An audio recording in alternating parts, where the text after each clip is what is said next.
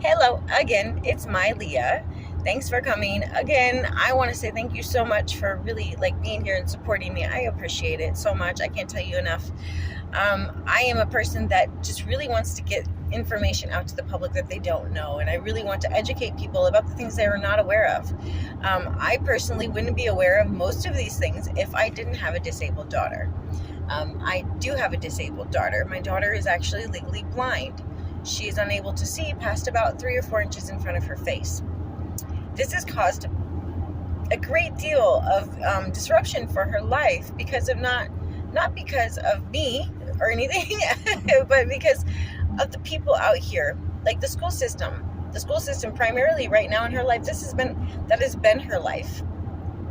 If you have a child that has any disability, I would highly recommend you not put them in public school. It will destroy your child in many ways. They have an experience that's nothing like the ones that you had.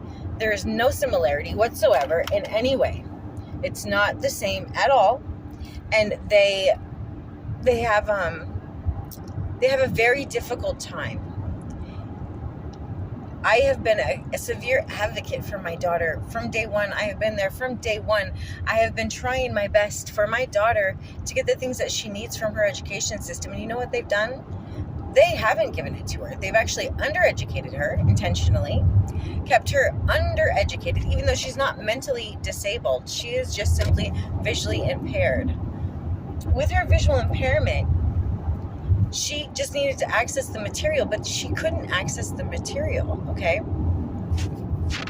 She couldn't access the material, nor did they help her access the materials. Instead, they just didn't educate her. They said that they would waive these classes instead, and wanting to wave it through and let her pass through anyways so that she could graduate without an education still.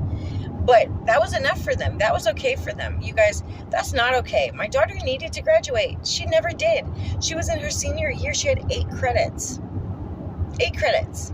She was a third-year senior and still only had 8 credits. And you know what? These people, they're making all of the money. What they do is, what a person that has a disability, at least in Washington State, is they get additional funding from the federal government and the state government, but they also get it from anybody's home taxes, right? The property taxes. So the school districts are a corrupted institution that is actually funding, taking a great deal of funding and paying their employers an incredible amount of money that they should not be given. For instance, the assistant director for special education at a school that I know of, Everett High School. I mean, Everett's district, okay? Making $500,000 a year. This isn't a joke. You can go on to the public records online and you can look at these things. This is public information that you have access to, that you can go and challenge what I'm saying. It is the truth. This makes no sense whatsoever. These people barely have they don't even have a master's degree, they have a bachelor's.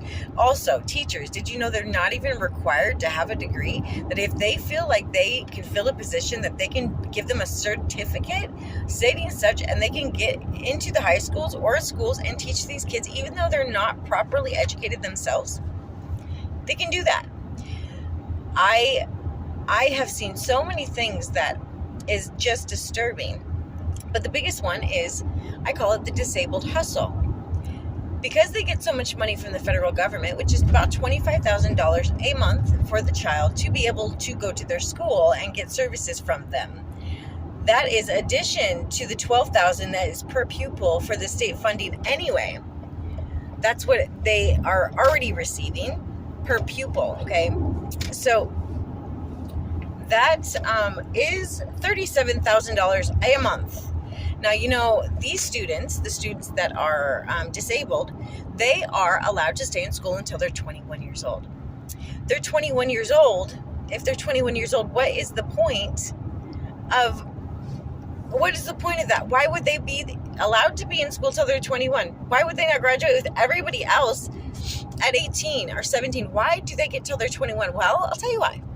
So that school districts can continue funneling that money into their pockets and not educate these students. They keep them dumb and down so that they can continue to seek these fundings. And then after the fact, they grow up, and then guess what?